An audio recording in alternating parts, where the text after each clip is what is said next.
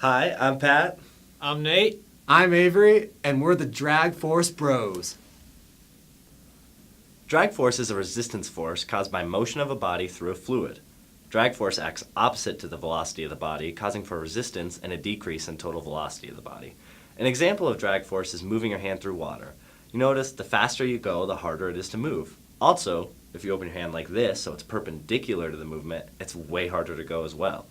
Let's take a look at the drag force equation to find out why. Drag force can be expressed as the force of drag is equal to 1/2 times by the drag coefficient times by the density times by the projected area times by the velocity squared. The drag coefficient is a dimensionless quantity that helps to characterize the effect that drag has on an object. It can be determined experimentally in something like a wind tunnel, where many parameters can be set to constant, and it's easy to solve for the drag coefficient.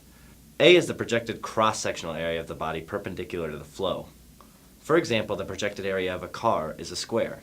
If you look at it, it projects a square from the front of the system. Velocity is how fast the body is moving and has the most influence over the overall drag force because the quantity is squared. Something moving extremely fast, like your hand in the earlier example going like this, will always exhibit a high drag force. With this equation, the drag force can be calculated, allowing you to calculate the total force of an object, which in turn allows you to completely describe how the object is moving through whatever fluid. To illustrate how drag changes based on the shape of the object moving through the fluid, we will measure the drag force for two different objects. First, we will calculate the drag force for a spherical shaped piece of paper. To do this, we need to measure the velocity and the projected area of the sphere. The drag coefficient is roughly 0.47 for a spherical piece of paper, so we will use that number in our calculations. The spherical piece of paper will be dropped from a height of 6 feet, and several trials will be taken to find the time taken to travel this distance in order to get an average velocity. Second, we will calculate the drag force for a flat piece of paper of the same mass as the spherical shaped paper. A flat plate perpendicular to flow can be approximated to have a drag coefficient of 2. The flat paper will be dropped from the same height as the spherical paper, and drag force calculated similarly. First trial for a spherical paper.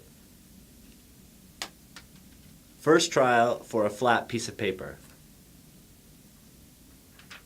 We repeated these drops 2 more times. From the experiments, we determined that the drag force on the ball of paper is about 3 millinewtons, and the drag force on the normal piece of paper is actually about 30 millinewtons, so 10 times bigger. In the end, we have learned that describing the drag force, or air resistance, on a given object can be rather simple. With knowledge about the object's drag coefficient, shape, velocity, and bulk density, we are able to calculate the drag force.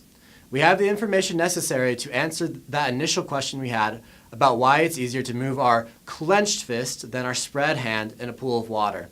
It's due to the projected area of our hand. It's much bigger spread out. Can't wait to see what other phenomena we can explain through drag force. This has been a production by the Drag Force Bros.